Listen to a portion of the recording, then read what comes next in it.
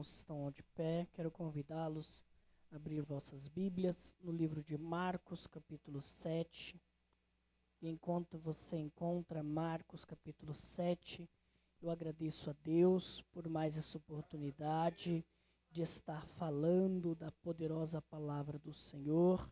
Deus abençoe meu amigo, pastor Samuel, por nos conceder essa oportunidade. Deus abençoe o pastor presidente, o pastor Lúcio, que também está à frente dessa obra, e a todos os irmãos que estão aqui. Tá bom? Quero parabenizar a esta congregação por mais este aniversário, todos os departamentos reunidos. Confesso para os irmãos que é a primeira vez que o Jefferson vem aqui, né? Em tantos anos. O Senhor preparou o dia de hoje para estarmos aqui e eu glorifico o nome do Senhor. Eu estou numa missão que o Espírito Santo colocou no meu coração, que é visitar todas as igrejas da obra no Brasil. Eu vou conseguir. Estou começando por perto, né? As igrejas que eu visitei mais as igrejas de longe do que a de perto. E tem as igrejas aqui que muitas vezes a gente não conhece ainda, mas Deus está nos dando oportunidade para essas coisas. Amém ou não amém? Amém. Marcos 7, leremos o versículo 31 apenas. 7:31. E ele, tornando a sair dos termos de Tiro e de Sidom, foi até o mar da Galileia por meio das terras de Decápolis. Repitam comigo, Decápolis. Com mais ânimo, irmãos, é congresso. Repitam comigo, Decápolis. Agora senta glorificando o nome do Senhor. A verdade que mais nós devemos esclarecer sobre a palavra do Senhor é que ela insatisfaz, e repito para que os irmãos guardem no seu coração, a palavra ela insatisfaz os desejos da natureza humana. Seja a palavra do Antigo Testamento, seja a palavra no Novo Testamento, seja qualquer uma das 7 dispensações, seja o nascimento, a inocência, a consciência, o governo humano, patriarcal, lei, graça e milênio, em qualquer uma das dispensações bíblicas que você olhar, em nenhum momento a Bíblia satisfará a intenção humana. A Bíblia e a lei de Deus, que se revela por meio da palavra, ela vai na contramão daquilo que deseja o homem. Então, por ir na contramão daquilo que deseja o homem, Paulo diz que todos os dias, pastor João, dentro dele havia uma luta incessante. Paulo diz que a lei é tão contrária à sua natureza humana essa que é falida, natureza humana essa que é tendenciosa ao pecado, natureza humana essa que é tendenciosa à carnalidade, à corrupção, à prostituição, à devassidão, ao orgulho, ao ego, à satisfação própria. E a luta é tão intensa do espírito contra a carne, e muitas vezes Paulo diz que a carne vai imperando sobre o espírito, mas para que o espírito possa vencer a natureza carnal, é necessário que o espírito se revista de toda incorruptibilidade, para que por meio dos olhos da fé e somente somente por meio da fé o Espírito fique tão forte que ele consiga vencer a natureza terrena. Ora, já aplico para os irmãos dizendo, a carne olha para mim e para você, depois de um dia de trabalho e diz, fica em casa. O Espírito diz, você precisa de Deus. A carne olha para mim e para você e diz, o irmão olhou torto para você, não vai mais para a igreja. O Espírito diz, você precisa de Deus. A carne diz, você não precisa passar certas coisas só porque você é crente. O Espírito diz, assim como a corça anseia pelas correntes das águas, a minha alma tem sede do Deus Altíssimo. Quando me verei ante Ele e quando me apresentarei ante a tua face.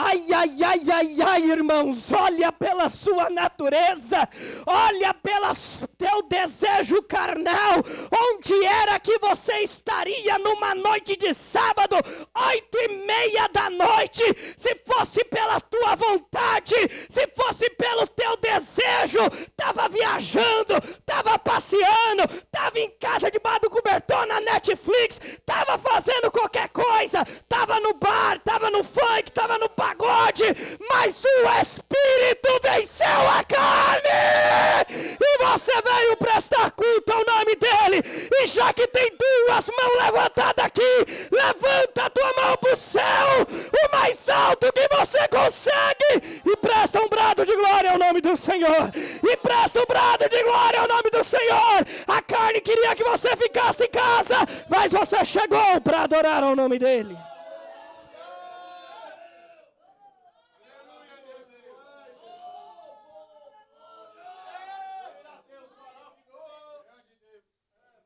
Cada glória que você dá, o Espírito está vencendo a carne. Cada aleluia que você dá, o Espírito está vencendo a carne. Cada entrega que você faz ao Rei da eternidade, o Espírito está vencendo a carne. Cada clamor que você faz, o Espírito está vencendo a carne.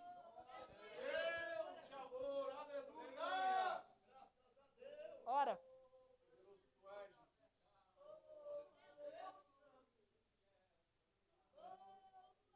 Eu sinto o Espírito de Deus aqui. Eu sinto o Espírito de Deus aqui. A terceira pessoa da Trindade manifestada em nossos meios, fortificando o nosso espírito para vencermos a batalha contra a carne mais uma vez. Ora, Jesus, ele não era diferente de mim, de você. Jesus era homem fadado às mesmas falências que eu e você. Mas ele lutou para que seu espírito ficasse fortificado. E com o espírito fortificado, ele conseguisse vencer a falência da sua natureza humana. E quando digo aos irmãos que ele lutou, eu quero dizer aos irmãos que Jesus, ele jejuava e orava. E durante o processo de jejum e oração, o Espírito o conduziu ao deserto. E só pode, guarde no teu coração, só pode vencer as provações do deserto aquele que está com o Espírito fortificado. É impossível vencer os desertos da vida se o Espírito não estiver fortificado. Jesus é conduzido ao deserto, é tentado pelo diabo. Jesus põe Satanás para correr, sai do deserto, vai caminhando a uma cidade em direção chamada de Gadara, e em Gadara ele encontra um homem que estava terrivelmente endemoniado.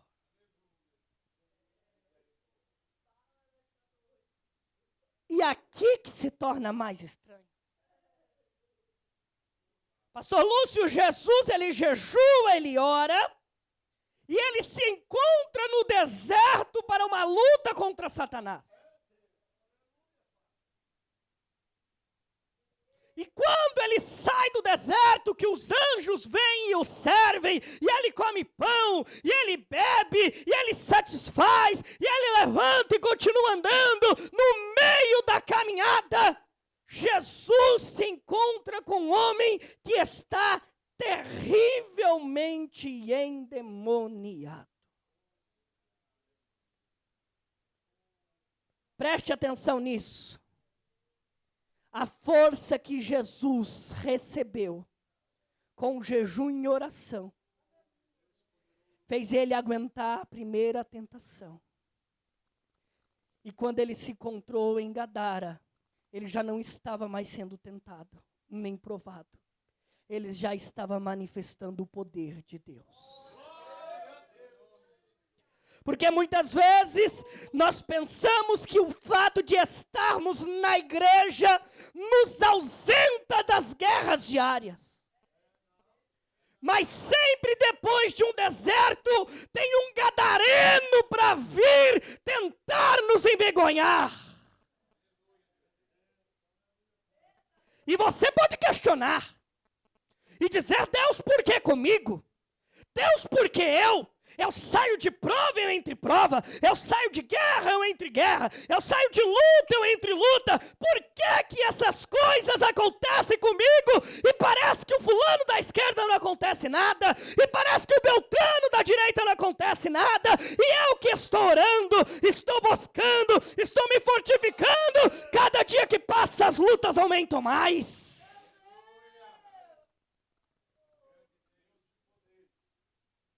Parece que eu escuto Jesus falando para Marta: Marta, a doença não é para a morte. Aleluia. Curve tua cabeça, feche teus olhos. Porque o Espírito que está manifestado em nosso meio, e ele já pulsa com poder em nossos corações, tem resposta para a oração de alguém aqui essa noite, que diz: Senhor, usa o profeta para falar comigo, usa o pastor para falar comigo, usa o mensageiro para falar comigo, e assim diz o Senhor para ti desta maneira: a enfermidade não é para a morte, é para a glória de Deus. A guerra não é para a morte, é para que se manifeste a glória de Deus. É para alguém olhar para você e dizer: eu quero Deus dela, eu quero Deus dele, eu quero sentir a presença de Deus como ela sente, como ele sente. Eu quero a glória de Deus manifestada. E olha como esse ambiente é diferente. É todo mundo precisando de milagre. É todo mundo cheio de guerra. É todo mundo cheio de luta. Mas quanto mais luta, mais a glória de Deus se manifesta. Mais a glória de Deus se manifesta, mais a glória de Deus se manifesta, mais a glória de Deus se manifesta, porque o meu poder se aperfeiçoa nas fraquezas.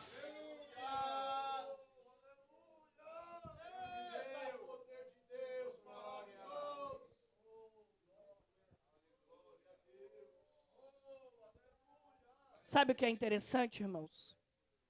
É interessante que Jesus, ele se encontra com o gadareno, que é terrivelmente endemoniado, manifestado por uma legião de demônios. E ele está devastando a cidade, pastor Newton. Ele está destruindo a cidade. Ele está acabando com os meios comerciais.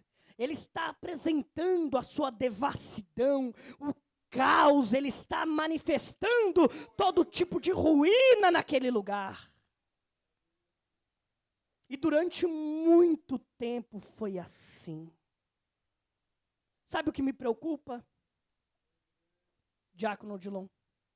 O que me preocupa é que aquele homem estava terrivelmente endemoniado há tanto tempo e não tinha um crente para botar a mão na cabeça dele e expulsar o demônio.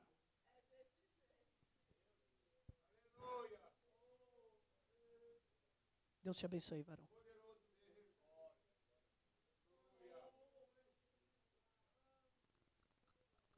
O que me preocupa, eu não tenho muitos fatos históricos sobre Gadara, porque provavelmente ela foi devastada no mapa, mas o que me preocupa é que durante tanto tempo, e eu não sei o período de tempo, talvez 1 ano, talvez 2 anos, talvez 10 anos, eu não sei qual foi o tempo de guerra daquela cidade, mas não tinha um para levantar a mão e dizer: para trás de mim, Satanás. Não tinha um com voz profética como Ezequiel para levantar na frente dos ossos secos e dizer: ossos secos, assim diz a palavra do Senhor, levanta e tenha vida.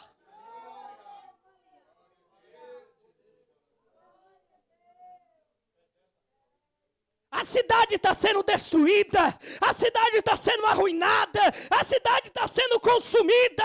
É caos, é confusão, é contenda, é doença, é malignidade, é perversão, é tanta coisa. E não tem um para levantar a mão e dizer: para trás de mim, Satanás.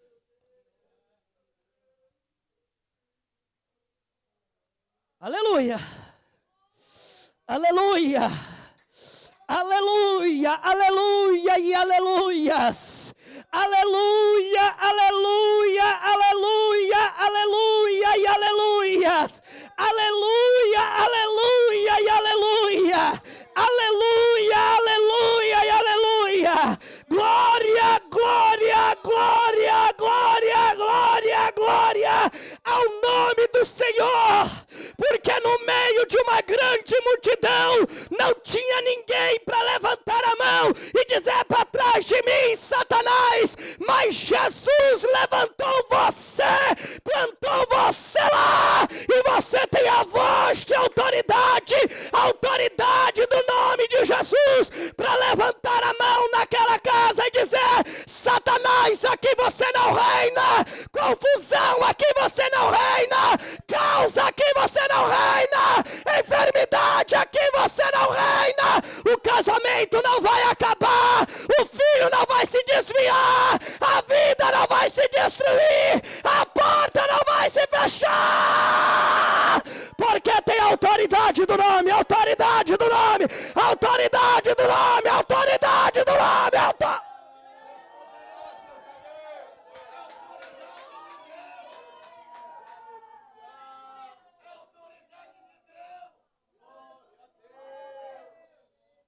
Lá não tinha ninguém, mas Jesus plantou você lá. Te chamou de coluna, te colocou no caminho da oração, te convidou à santidade, colocou poder nas tuas mãos, te chamou para o monte, te chamou para o jejum, te chamou para o deserto, plantou você lá e te deu autoridade para demônio nenhum reinar sobre aquele lugar.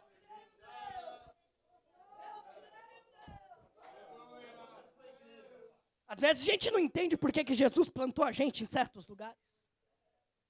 Esses dias eu me peguei conversando ali com algumas pessoas sobre manifestação demoníaca ali na escola, e eu estou cercado ali por pai de santo, mãe de santo, babaloriá, são altos níveis da magia negra dentro daquela escola.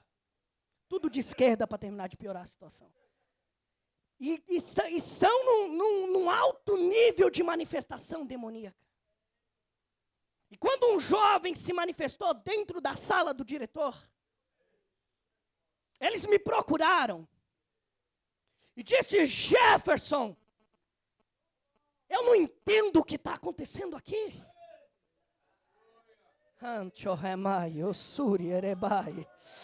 Eramandorebardia céu orabai o kelbi. É estranho quando um pai de santo procura um crente para perguntar sobre uma manifestação demoníaca. É estranho para ele, porque para mim é normal. Porque quando o céu entra, as trevas têm que sair.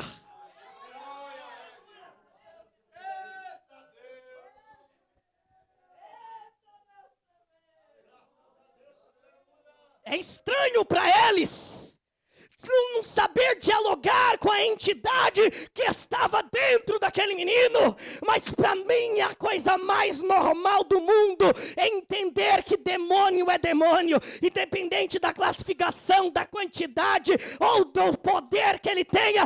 Todos eles estão subjugados ao pé daquele que morreu na cruz, que tem um nome acima de todo nome, que lhe poliá o nome, príncipe da paz, leão da tribo de Judá, alfa, ômega, torre forte, princípio e fim. Ele é o Emanuel, o Deus conosco, e diante dele todo joelho se dobrará.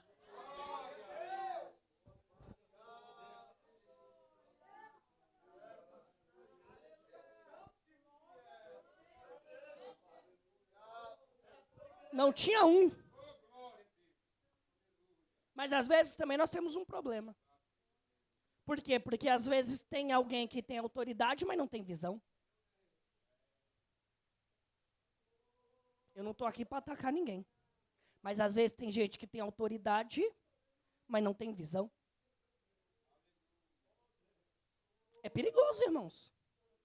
Às vezes você está no meio de uma batalha espiritual e você está achando que é uma batalha carnal.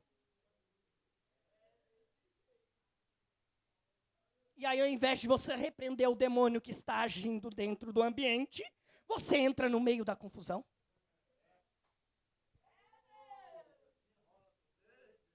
Gadara tinha um monte de judeu. Gadara tinha sacerdote. Gadara tinha levita. Mas nem para interceptar a ação demoníaca eles podiam. Talvez não por falta de santidade, mas talvez por falta de visão. Talvez por falta de olhar para a situação que era espiritual e tratar como natural. Tem que tomar cuidado, porque Jesus te plantou dentro daquela empresa para você agir como espiritual.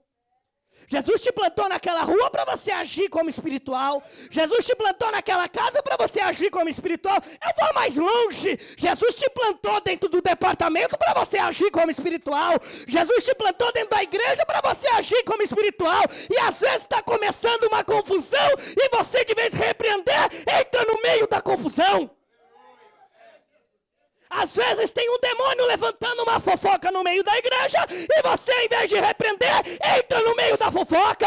Às vezes tem um demônio se levantando para falar mal do pastor, do dirigente, do líder de departamento e você, ao invés de repreender, se ajunta com ele para falar.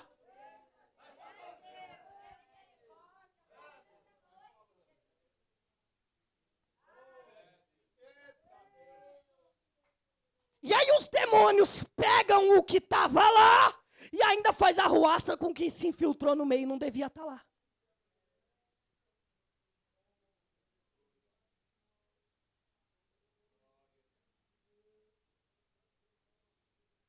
E aí eu tenho uma palavra de Deus para te dizer, e a palavra é essa.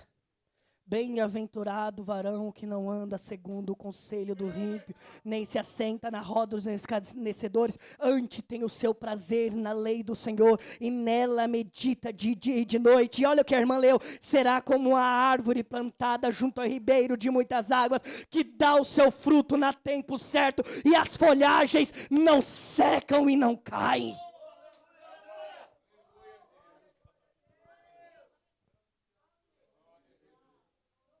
Já parou para pensar? Se Jesus te plantou em um lugar e ao invés de você fazer a diferença, você está se misturando com aquilo que é inadequado? Irmão, às vezes você tem que ser a diferença na igreja também. Às vezes você tem que ser a diferença no meio do departamento também. Às vezes você é a pessoa para levantar a oração. e não a confusão.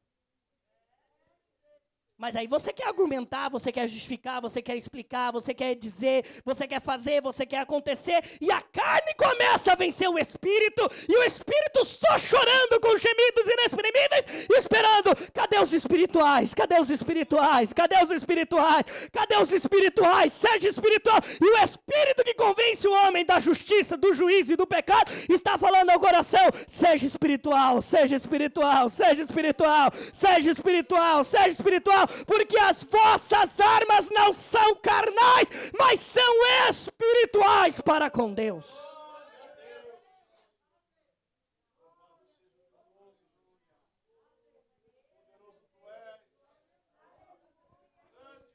Eu sei que é difícil dar glória agora. Eu sei que é difícil prestar culto, mas eu tenho uma explicação para você. A expressão culto é prestar, é proconeus, prestar homenagem a quem merece. E o que é digno de honra e glória está aqui para ser homenageado. E o que é digno de honra e glória está aqui para ser homenageado. E o que é digno de todo louvor está aqui para receber o meu e o teu culto. Mesmo na minha e na tua fragilidade, mesmo na minha e na tua incapacidade, Ele olha para nós e diz, eu vim receber o que você tem a ofertar.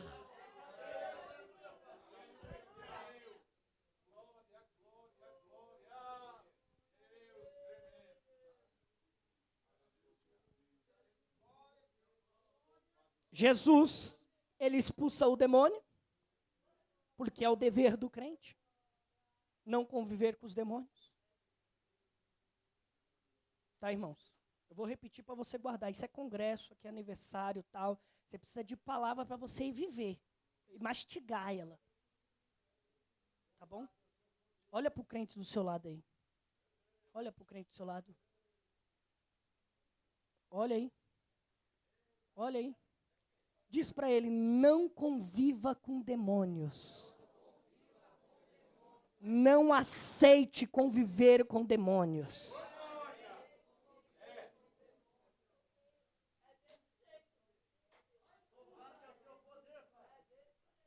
Tinha uma frase que nós falávamos num ciclo de oração antigamente, que dizia assim, que quando o crente ele vinha até a igreja, os demônios que o acompanhavam ficavam na porta esperando ele sair.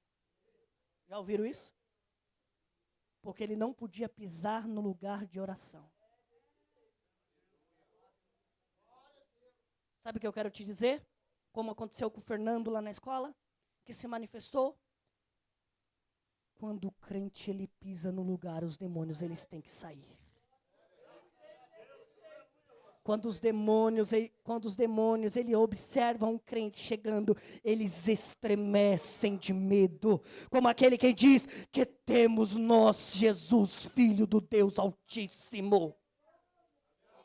Não aceite conviver com demônios. Se o demônio está satisfeito com a tua presença no lugar em que você foi plantado, você precisa rever seus conceitos. Se a pombagira está satisfeita dentro da tua casa em destruir o teu casamento, você precisa rever os teus conceitos. Se você acha que a confusão que você está vivendo é briga todo dia, é contenda todo dia, se você acha que tudo isso é normal, você precisa rever os teus conceitos. Não aceite conviver com demônios. Você tem autoridade no nome de Jesus. Você tem autoridade do nome de Jesus. Você tem autoridade do nome de Jesus. Você tem autoridade do nome de Jesus. Você tem autoridade do nome de Jesus. Você não pode fazer nada. Você não tem poder de nada. Mas o nome acima de todo nome é aquele que habita no esconderijo do Altíssimo. A sombra do Onipotente descansará.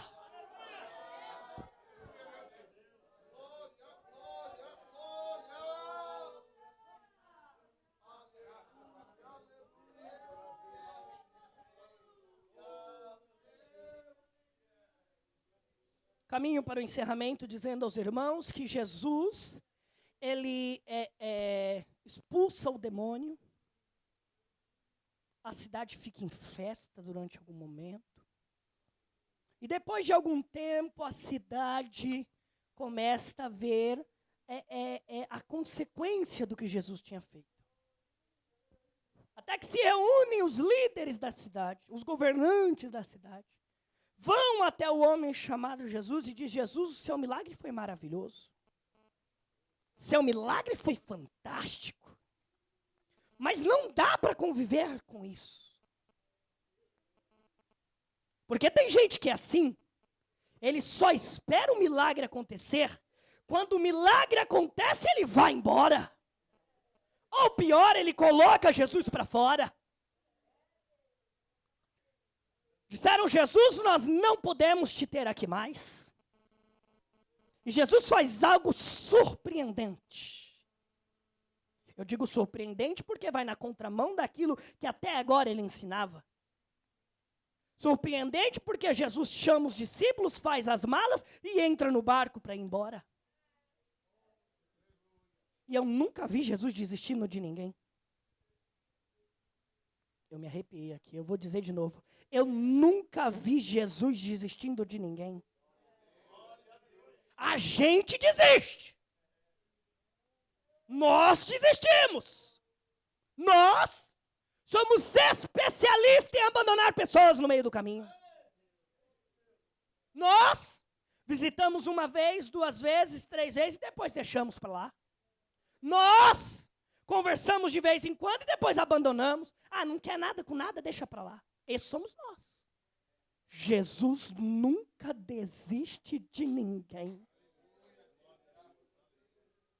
Ele faz as malas, entra no barco e está indo embora. O barco começa a puxar âncora, a virar proa e começa a querer navegar. E sai alguém gritando e dizendo: Jesus, Jesus, Jesus, me deixa ir contigo. É o ex-endemoniado. O que foi liberto. O que nunca tinha ouvido falar de Jesus antes. É o ex-endemoniado que nunca teve nenhuma experiência com Jesus. A cidade inteira tinha visto o grande sinal que Jesus fez. Só aquele homem que não. Porque enquanto estava manifestado por possessão demoníaca, ele estava inconsciente. Então ele não sabia o estrago que estava na cidade. Todo mundo sabia o que Jesus tinha feito e não quis Jesus. Ele que nunca tinha visto nada, disse: Jesus, me deixa ir contigo.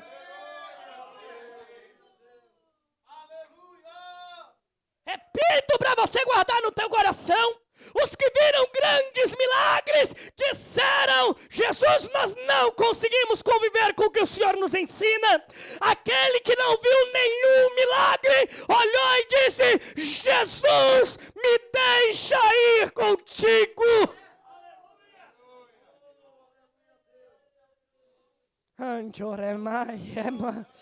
Elemendrio remaio surio remando reborgia céu e otargia teui.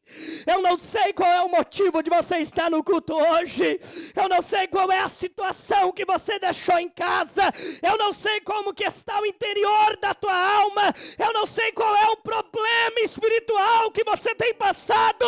Mas eu sei que muita gente já viu muito milagre e decidiu abandonar o Senhor.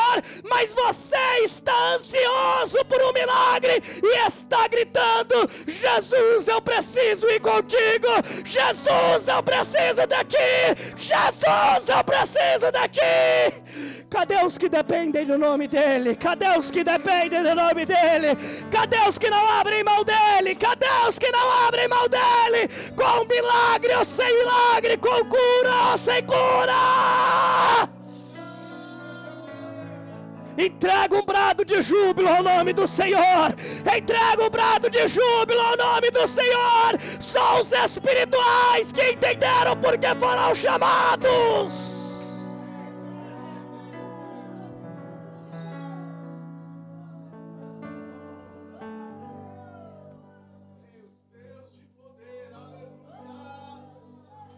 Isso é para espirituais, isso é para espirituais, isso é para espirituais, isso é para espirituais. Se Deus me deu meu milagre, glória ao nome dele. Se o milagre não chegar hoje, glória ao nome dele. Deus me deu, Deus tomou, bendito seja o nome do Senhor.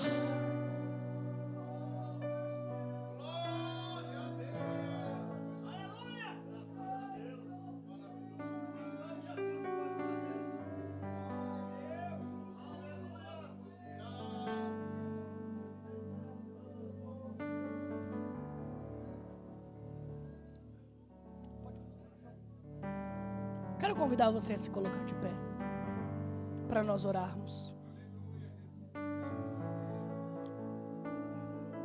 Deus abençoe. O Senhor já tem 2 galardões, viu?